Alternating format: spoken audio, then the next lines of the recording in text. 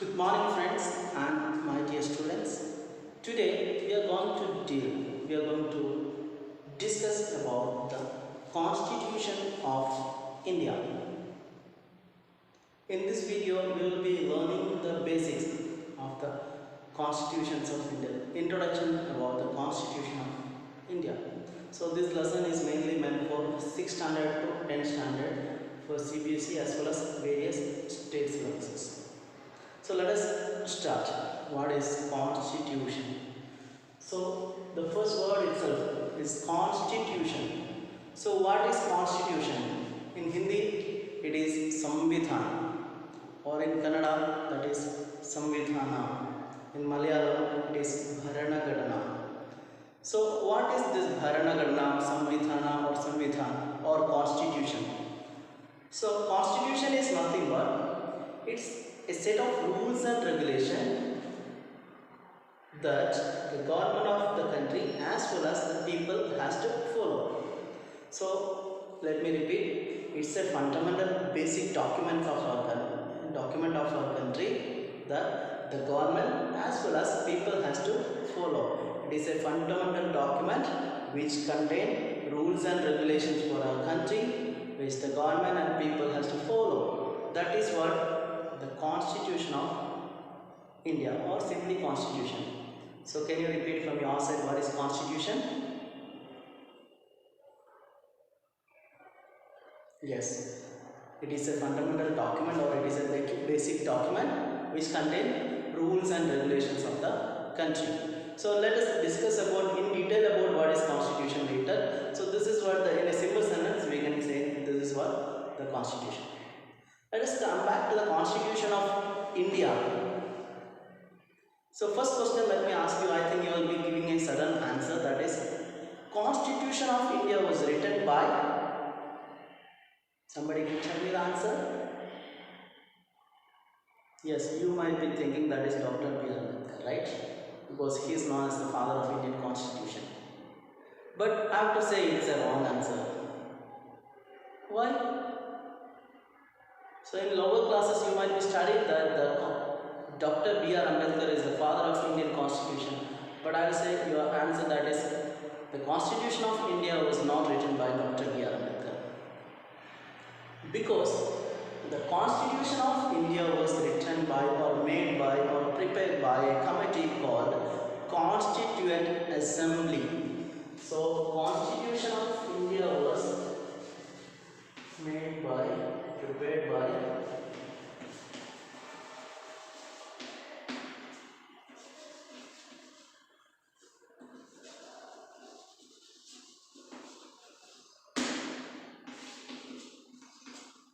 Constituent Assembly. Constitution of India was prepared by Constituent Assembly.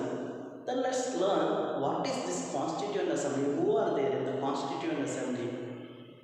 Yes. So we know that 1945 itself, the Second World War was ended in 1945. Later, during the same time itself, we came to know that we are going to get freedom. We are going to get independence from Britishers. So that our leaders, there is some other stories are there behind it, that I am going to do a detailed series of Constitution, about Constitution. So we will discuss that there only. So now here just for students. Now here let us understand, that is our leaders has decided, that is we need a constitution. Once the Britishers has given us the freedom, or once we got independence, we need our own rules and regulation or our own constitution. That's why they decided to make a constitution. So who will make it? So they have formed a committee called Constituent Assembly. Constituent Assembly of India was framed in the year 1946. So many members were taken from different provincial assemblies through the election, as well as princely states, and from Delhi, and those territories may have taken some members.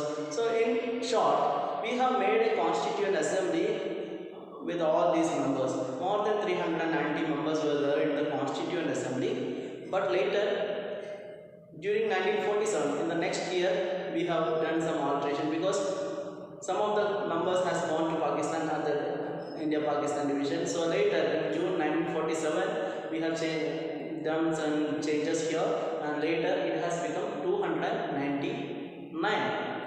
So in the starting in 1946 November month, we had more than 390 to 90 members in the Constituent Assembly. Later it has become 299. So who was the chairman of this Constituent Assembly? Obviously, Dr. Rajendra Prasad. Later he has become the first first president of India. So Dr. Rajendra Prasad, who was the chairman of the Constituent Assembly. Fine. Next, how they have framed a constitution, how they have made a constitution. So our members of the Constituent Assembly, they were decided to conduct lot of discussion. There were continuous discussions were taken place to make a constitution for our country. We have collected the opinion from the common people of our country. Anybody or everybody can send their suggestions or opinion to the Constituent Assembly. They have discussed and debated the issue for each concern. They had a lot of discussion for each concern of the constitution. So that is why later we have made a largest written constitution in the world. You should think that India's constitution is the largest written constitution in the world. Fine, let us come back to the point. So Constitution of India was prepared by the Constituent Assembly. So Dr. Rajendra Prasad was the chairman of this Constituent Assembly. Next, when did they met for the first time?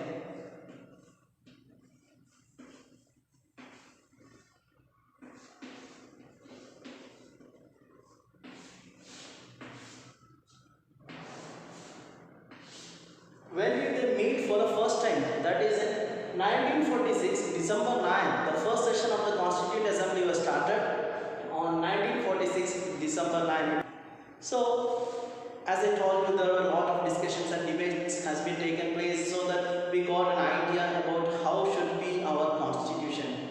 Basic idea we have got. Later, the Constituent Assembly, they formed a lot of small committees inside the Constituent Assembly.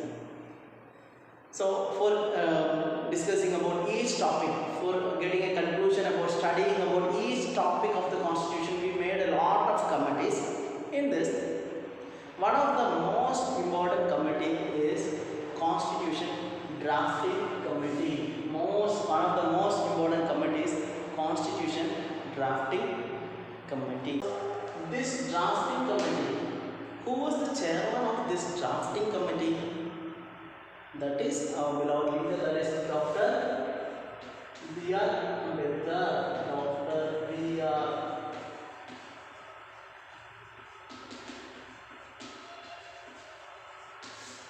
Dr.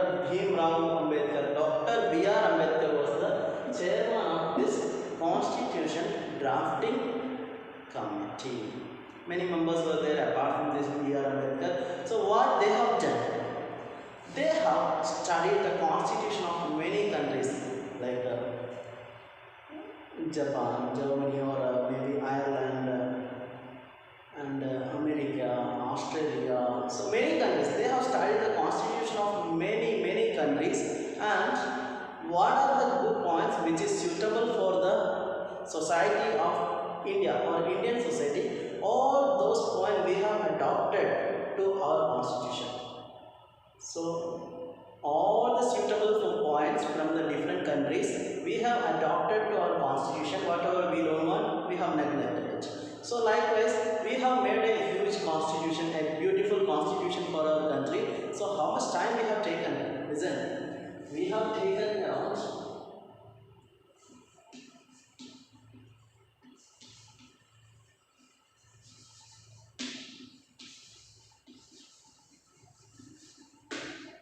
how much it is? 2 years, 11 months and 18 days. 2 years, 11 months and 18 days we have taken to prepare constitution. Fine, clear?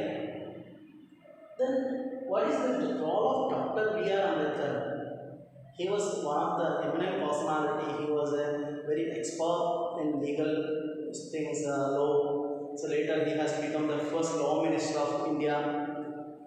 right? Later he has become the first law minister of India. So Dr. B.R. Ambedkar, he contributed a lot of idea to the constitution of India. So that is the reason we call the chairman of the drafting committee was Dr. B.R. Ambedkar, and we call him as the somebody tell me, yes, as the, tell me, father of Indian Constitution. So we call Dr. B.R. Ambedkar as the father of Indian Constitution because one reason is he was the chairman of the Constitution drafting committee, as well as he has shared a lot of ideas. He has contributed a lot of ideas to the Constitution, as they have studied the different various constitution of various countries of the world, and maximum ideas was contributed by Dr. B.R. Ambedkar. That's why we call him as the father of Indian Constitution. So that we should not say that is Dr. B.R. Ambedkar was, or Constitution was written by Dr. B.R. Ambedkar. It is wrong because it was prepared by the Constituent Assembly, but we can call Dr. B.R. Ambedkar as the father of Indian Constitution. Father of Indian Constitution. Fine. Next, let us come through in detail about the Constitution of India. So when did they submitted, or when did we accepted the Constitution of India? So here drafting committee members, they prepared the draft copy of the Constitution, and they have submitted to the Constituent Assembly. Finally, on the date, I am going to write some date here.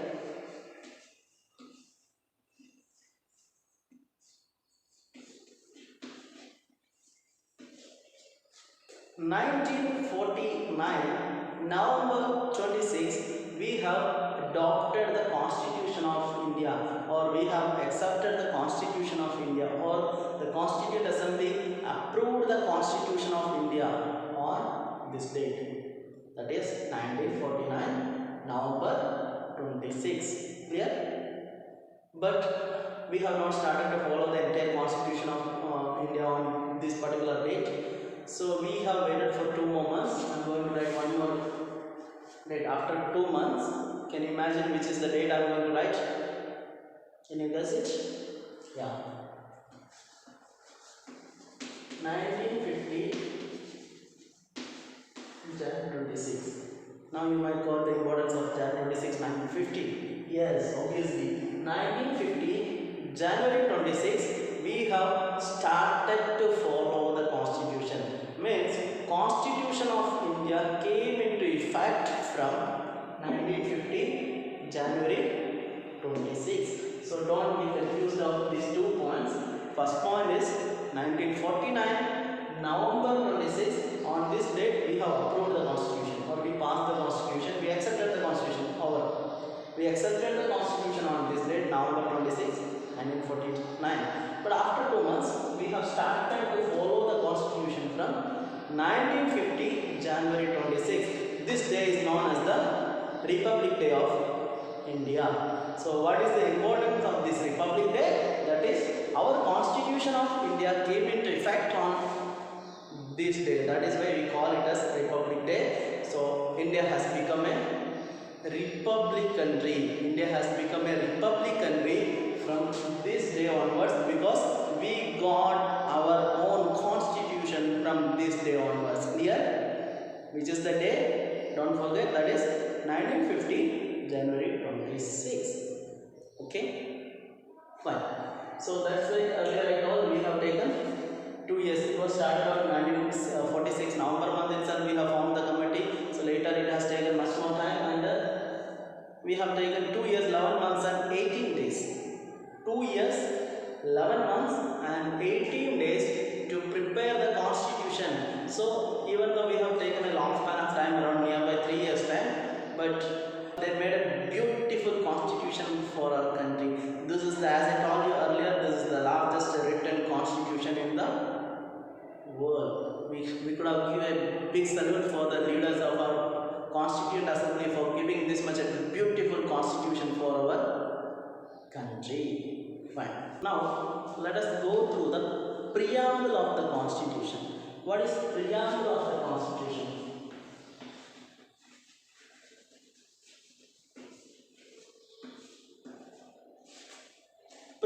means introduction of the constitution. That is what preamble of the constitution. Preamble is an introduction.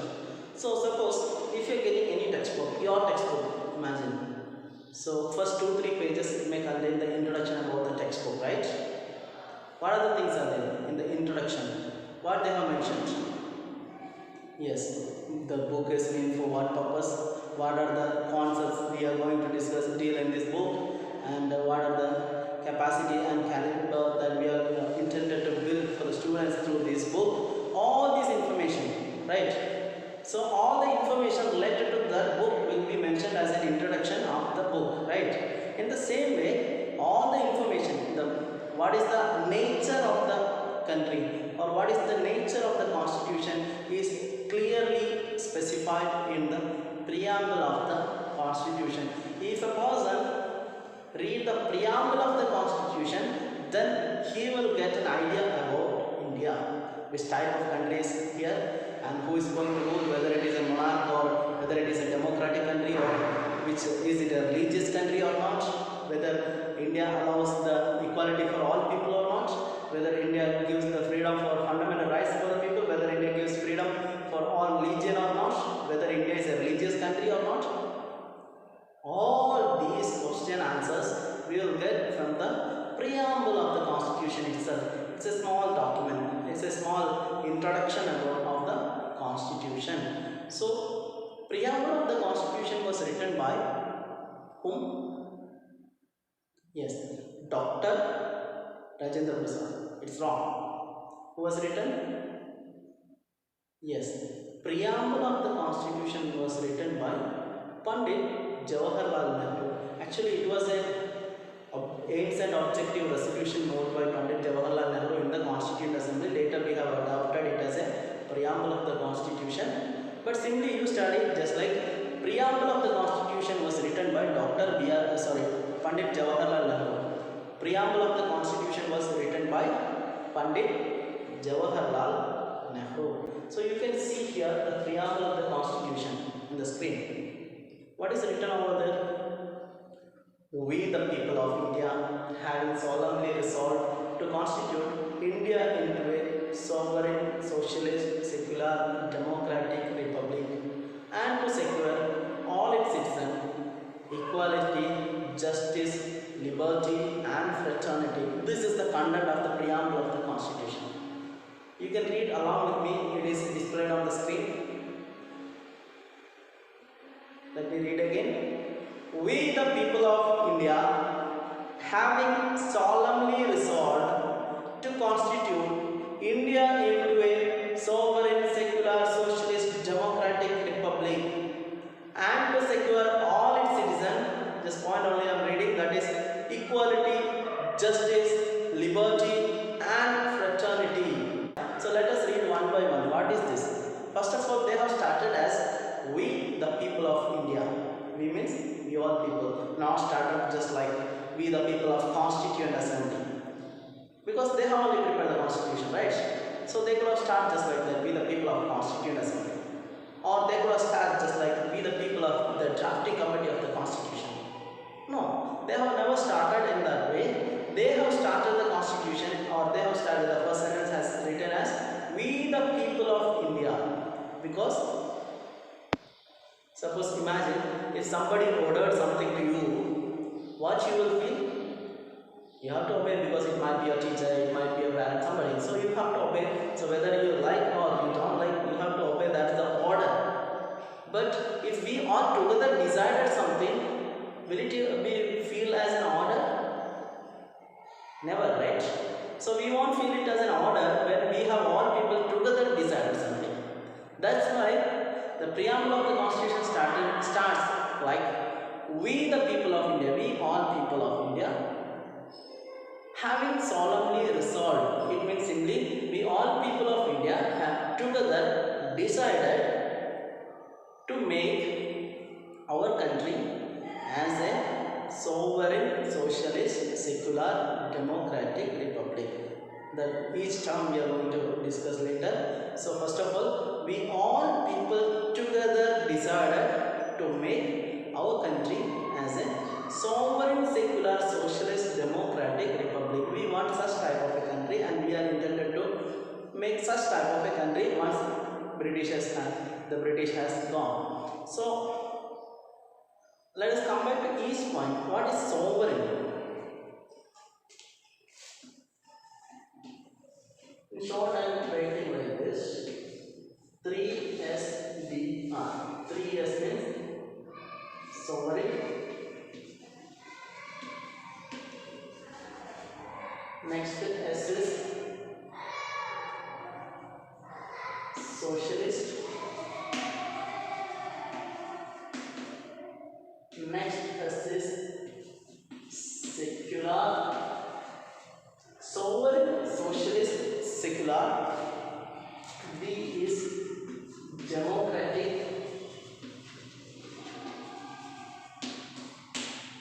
R is republic.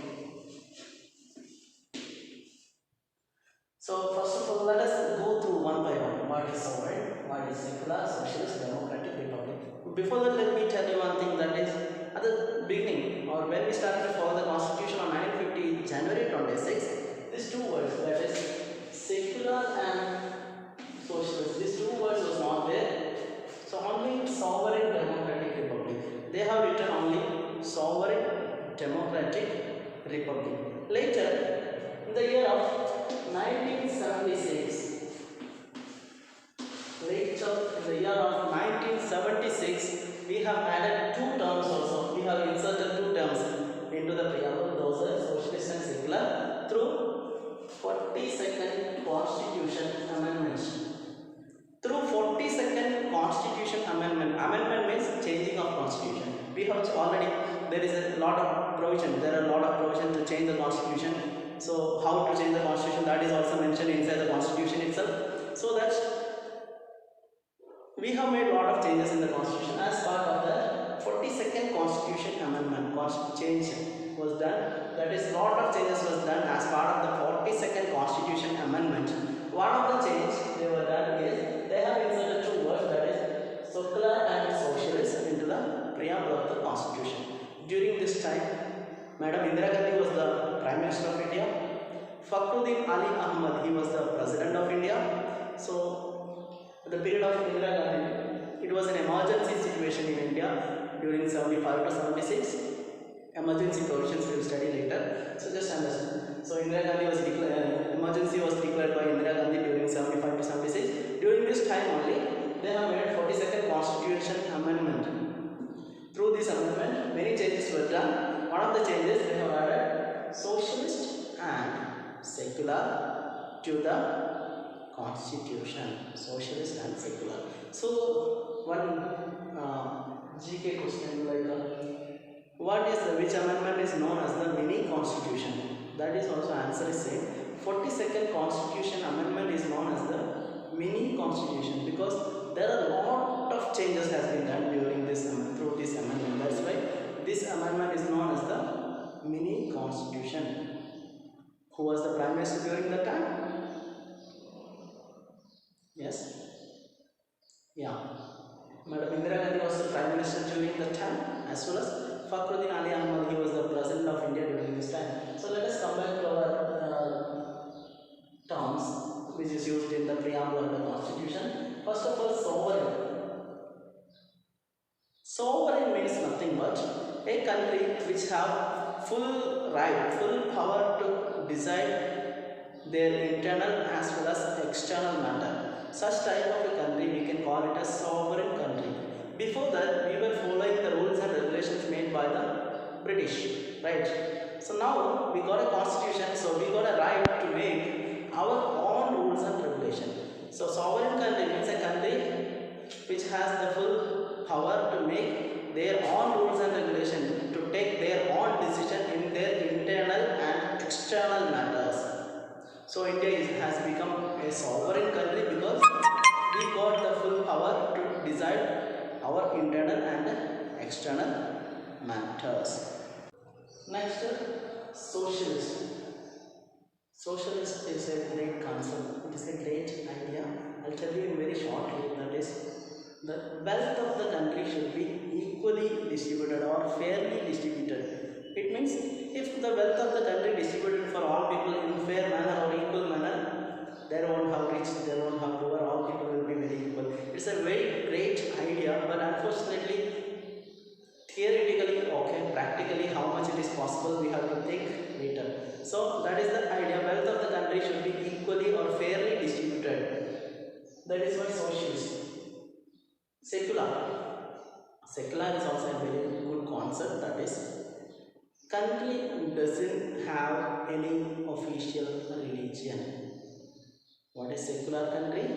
If a country doesn't have any official religion, the country can be called as secular country, but one condition, that is people have the right to choose their own religion, as well as they will have the right to practice and propagate their own religion, but country will not, as a government or as a country, will not interrupt or their religious matters of the people. So India, let's compare India and Pakistan and Vatican City or Iran, these countries. The other than India, whatever the country I mentioned, all these are religious countries, right? All those countries are religious countries. They have a main religion for the country, so that most of the rules and regulations will be made in favor of that particular religion. But in India, it's not the same. All religions are equal in India, right? India as a country, it doesn't have any official religion and all religions are equal. People have the right to choose their own religion and they have the right to practice and propagate their own religion, but the government won't interrupt their religious matters. Some certain cases they can interrupt, but in generally government won't interrupt. So that is what the concept of secular. So in short, India doesn't have any official religion, but the people have the right to choose their own religion. All religions are equal. This concept is called as secular. Such countries, all such countries can be called as secular country. Next, so we have, if you want to be sovereign, socialist, secular. Next is democratic. What is democratic? Democratic means nothing but the rulers of the country has been elected by the people. That such countries can be called as democratic country. In India, how the government is being elected? Government is being elected by the people. People are voting and electing the government, so that all people will, all adult citizen. Adult means 18 years and above in our country as of now. That age might be different in different countries, but in generally adult is 18 years. So 18 years and above, all the adult citizens will get equal right to vote. That is known as universal adult franchise. Universal adult franchise means it's a concept that all adult citizens have to get equal right to vote, and each person has one vote, each vote has one value. Means all people will be treated as equally. All vote will have, each person will get one vote, whether it is a common people, whether it is a prime minister, whether it is any particular caste or any religion, if it is a beggar or teacher or anybody, all people will be treated as equally. At the time of election, everybody will get equal right to vote, and every vote will be counted as one. Means each vote will be counted as each one. So they will be having one value for each vote. So through that system, if the people are voting, if people vote and elect their government, then we can call it as, such governments are democratic government. In India, we do have democratic system because our rulers are elected by the people. Simple sentence, rulers are elected by the people. That's it. So in India also, rulers are elected by the people, so that it is a democratic country. We have to make our country as a democratic country. Next, last one is a republic. What is republic? Republic is also a good concept. Republic means two conditions are there in order to become a country, to be a republic. That is, one is country should have a constitution. Second one is head of the country should be an elected person. Elected means in India election is there but not a direct election. We do have indirect election. President of India is elected through the electoral college. Elected by the electoral college. Electoral college means it's a group of members which contains all the MLAs and MPs of the country. So here a republic. So India should be a republic country. India have to be a republic country. That is, we should have a constitution and head of the country should be an elected person. Elected person. Then we can call India as a republic country. So let us come back to the preamble of the constitution. That is, we the people of India having solemnly resolved to constitute India into a sovereign, socialist, secular, democratic republic. We want to make our country as a sovereign, secular, sovereign, socialist, secular, democratic republic. Just think how beautifully they have incorporated all these things. They have adopted all these terms to the constitution. It gives a lot of ideas. Just by reading the constitution, just preamble of the constitution itself, a person will get what type of a country India is India, right? What is the basic nature of the country? Everything you will get by these 5 terms. So just remember using 3 S here. 3 S means sovereign, socialist, secular. D is democratic, R is republic. Sovereign, secular, socialist, secular, democratic, republic. And these 2 words, secular and socialist, we have added later in 1976 through 42nd Constitution Amendment, and Madam Indira Gandhi was the Prime Minister during that time. It was an emergency situation. That is, Government of India announced emergency during the time only. We have added this one. So that 42nd Constitution Amendment is known as the mini constitution. Mini constitution. Clear? Any doubts? You can comment here or you can ask. Fine. All the doubts will be cleared or answered. If you have any doubts, you can comment here. After that, within 2 days, we will be pasting a link for checking your knowledge, whether you studied the concept clearly or not. You can click on the link and you can check your knowledge through the objective type questions. Okay? Fine. Just below to that, we have studied we want to make sovereign, secular, socialist, democratic republic, and to secure all its citizens justice, equality, liberty, and fraternity. Those 4 points also I will discuss, and let us wind up this class right now. First one is equality.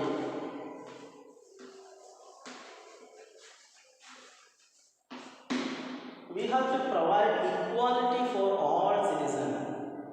What is equality? All people are equal before law. So in the eyes of law, everybody is equal, whether you are belongs to whichever caste. So we call some caste as upper caste, lower caste, so-called upper caste, lower caste. So actually, there is no upper caste, there is no lower caste. All classes, all castes are equal. But we consider that is the mindset of the people. There are some prejudice, right? So anyway, we have to forget all those things. So all caste people, whoever, all religious people, all rich and poor people, or whichever their profession, whether they belong to which profession, everybody is equal. We should provide equality for all citizens of our country.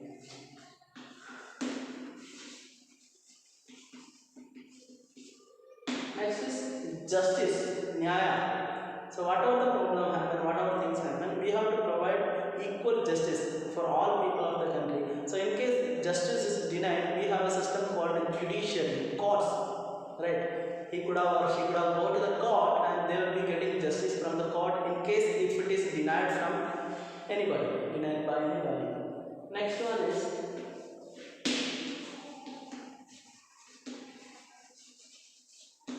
liberty. Liberty means freedom. Freedom of what? Freedom of expression. Suppose you have some idea, you can express that in any way. So freedom of belief, freedom of expression, everything you have. That is what liberty. You can suppose if you feel that the government of India is not doing something good or they are going through a wrong way, so you have to express your view. How can you express that? Yeah, you can write even you can write a poem. You can write any articles in newspaper or magazines. You can draw cartoons. You can give the news in TV channels, televisions. Like a lot of you, we can conduct any protest if you are part of any political party. So you can through that party conduct rallies, protests, dharnas, so on, so thing. Many things are happening here, right? So anything that any your opinion or your views that you can express through different way. You have freedom of expression. You have freedom of belief. You can believe in different religion or whatever you want. Freedom of expression we have. Freedom of belief we have. So this is called as liberty. But when you use the freedom of expression, that your opinion should not be against the unity and integrity of the country, against the rule of the law, of the law, or law of the land. You should not be against it. But otherwise, you can do that, right? Certain conditions it will be restricted, and generally we are providing equality, liberty. And fourth one is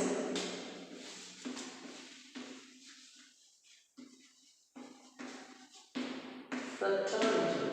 Fraternity means it's a kind of feeling of brotherhood. We should accept the dignity of all people. Whether it is a chapel maker, you might be seeing the chapel repairs, they are sitting in the town, cities, or maybe outside. You might be seeing that chapel makers.